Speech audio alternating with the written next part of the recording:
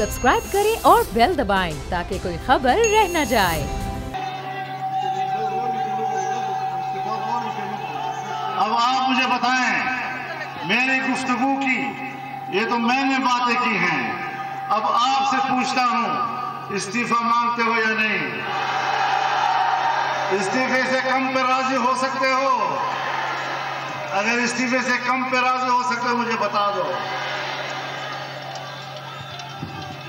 Mobile की लाइटें जलाएं, मोबाइल की, और नारा लगाएं, गो न्यासी, गो न्यासी, गो न्यासी, गो न्यासी।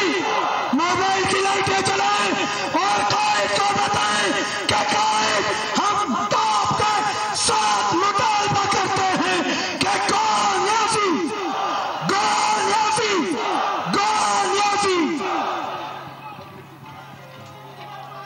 और असातिज़ा के मुतालबात हों, ताजरों के मुतालबात हों या डॉक्टर्स के मुतालबात हों, हुकूमत अपने फैसले वापस ले और हमारे हर तबके ज़िंदगी से ताल्लुक़ रखने वाले, चाहे वो डॉक्टर्स हैं, चाहे असातिज़ा हैं, चाहे ताजर है, चाहे दुकानदार है, चाहे ज़मींदार है, इन सब के मुतालबात को तस्लीम किया जाए। मेरे मोहतरम दोस्तों, आखिर में मैं आपसे दरख्वास्त करूंगा कि जो हमारा ट्रेन हादसा हुआ है जिसमें 70-75 हमारे तबलीगी जमात के मुसाफिर शहीद हुए हैं, बहुत सारे ज़ख्मी हुए हैं, इनके लिए भी दुआ करें कि अल्लाह ताला उनके अहल खाना को सब्र जमील अता फरमाए और मरीज़ों को अल्लाह सेहत अता फरमाए। लेकिन एक मुतालबे के साथ कि इस बात की आला सतही तहकीकात होनी चाहिए और अदालती तहकीकात होनी चाहिए कि ये हादसा है या दहशतगर्दी का वाक़या है। और रेलवे ने क्या कमजोरी दिखाई कि इतने बड़े नुकसानात हो गए? पूछा जाए रेलवे से कि रेलवे ने ऐसी कोताही क्यों की है।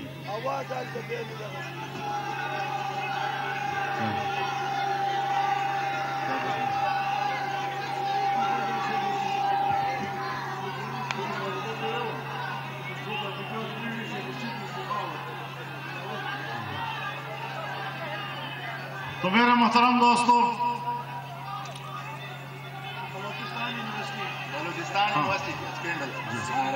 हाँ, ये एक तो नहीं है, कई हैं, एक नहीं है, कई स्कैंडल आएंगे सामने और बाकियों पर तो इल्जाम लगते थे ना। यहाँ तो पूरी पार्टी पर इल्जाम है कि तुमने फॉरेन फंडिंग खाई है, केस अदालत में है, बाकी तो एक एक आदमी तुम चोर हो, तुम चोर हो। यहाँ तो सारा टब्बर चोर है, सारा टब्बर चोर है, टोल टब्बर कर दो।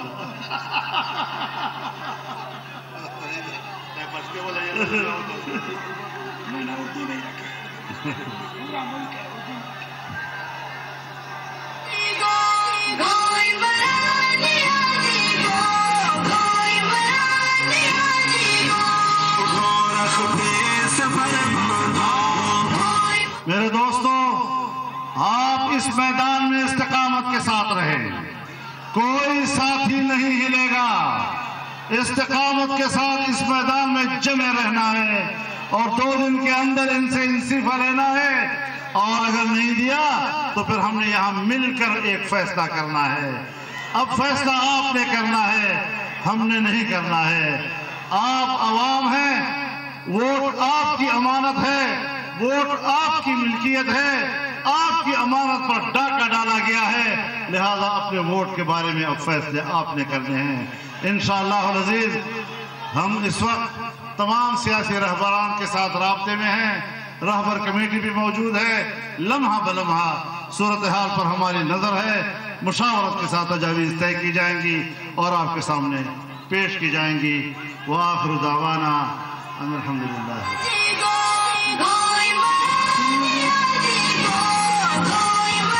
जमीयत उलमा इस्लाम फेक के सरबराह मौलाना फजलुर रहमान जलसे से खिताब कर रहे थे। वज़ीर आज़म दो दिन में इस्तीफ़ा दें वरना आइंदा का लाहे अमल तय करेंगे। मौलाना फजलुर रहमान ने आज खिताब में अपना लाया अमल दे दिया कि 2 दिन का वक्त दे रहे हैं, हम मजीद सब्र व तहम्मुल का फिर मुजाहिरा नहीं करेंगे। अवाम का समंदर वज़ीर आज़म को खुद गिरफ्तार करेगा।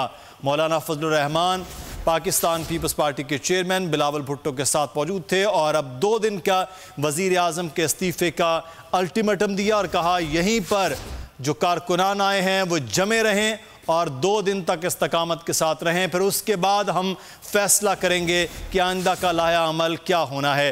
आज के जलसे और आज में अहम ख़ास बात मौलाना फजलुर रहमान की जानिब से मुतालबा सामने आ गया है कि अब वज़ीर आज़म इस्तीफ़ा दें।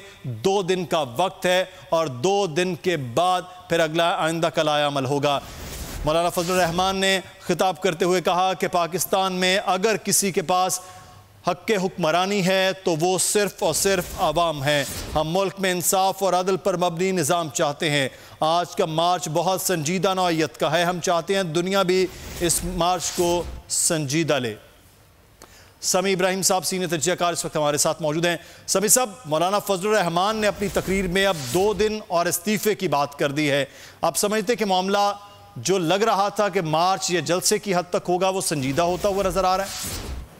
देखिए, कभी भी ये नहीं लग रहा था कि ये सिर्फ जलसे की हद तक है। हमने तो हमेशा ये बात कही है, खास तौर पर मैंने तो हमेशा ये बात कही है कि ये मौलाना सिर्फ यहाँ पर पहुँचने के लिए एक चकमा देने की बात कर रहे हैं ताकि यहाँ पर अपने ज्यादा से ज्यादा लोगों को लाने दें।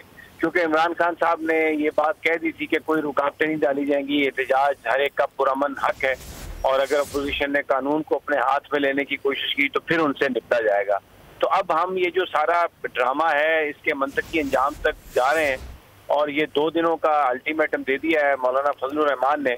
मुझे तो हैरत उन लीडर्स पर है, बिलावल भुट्टो पर, शहबाज शरीफ पर यानी अब अगर मैं ये समझूं कि इस वक्त जो मुल्क में अपोजिशन है उसको लीड मौलाना फजलुर रहमान कर रहे हैं तो मेरा नहीं ख्याल कि ये बात गलत है। बिलावल भुट्टो और शहबाज शरीफ की हैसियत बिल्कुल सानवी दूसरी क़यादत की सी है।